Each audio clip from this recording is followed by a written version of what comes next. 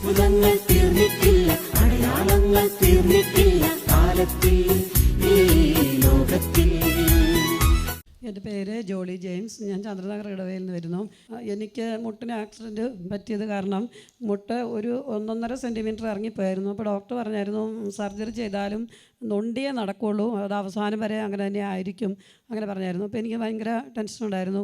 അതുകൊണ്ട് തന്നെ OT നിന്ന് സെഡേഷനൊക്കെ തന്നെങ്കിലും സ്പൈനൽ കൂടെ കണ്ടിന്യൂസ് ആയിട്ട് സെഡേഷൻ തന്നെങ്കിലും എനിക്ക് ഉറങ്ങാൻ സാധിച്ചിരുന്നില്ല. അപ്പോൾ ഞാൻ അച്ഛനിവിടെ പറയുന്നത് ഓർത്തിട്ട് ലൂക്ക 10:19 1000 പ്രാവശ്യം പറഞ്ഞു.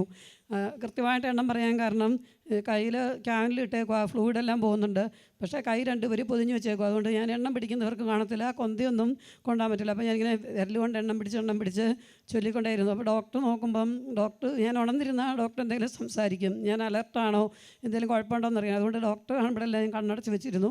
അങ്ങനെ ഒരു 3-3.5 മണിക്കൂർ കൊണ്ട് ലൂക്ക 10:19 ജ്ഞാനം 16:12 ഈ 2 വാക്യങ്ങളും 1000 തവണ വീതം ഉച്ചരിച്ചിരുന്നു. അത് കഴിഞ്ഞ് പിന്നെ ഇവിടെ വന്ന ആരാധനയിൽ വളരെയധികം സമയം പങ്കെടുത്തിട്ടുണ്ടായിരുന്നു.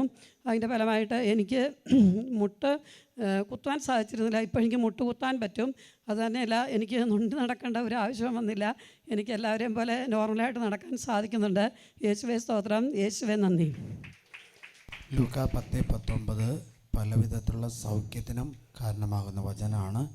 നിങ്ങൾ ആവർത്തിച്ച് ചൊല്ലുന്നല്ല. പ്രത്യേകിച്ച് പാമ്പിൻ്റെയോ അല്ലെങ്കിൽ സ്വപ്നം കാണുകയോ അങ്ങനെ ജന്തുക്കൾ, വന്യജീവി അങ്ങനെയുള്ള മേഖലകളിൽ വലിയ സൗഖ്യത്തിൻ്റെ വചനമാണ് ചൊല്ലുന്നത്. ചിക്കൻ ബോക്സോ സർപ്പനോ വന്നിട്ടുണ്ടെങ്കിലും ഈ വചനം ചൊല്ലിക്കഴിഞ്ഞാൽ അത് കരിഞ്ഞു പോകും, അത് വിട്ടുപോവുകയും ചെയ്യും.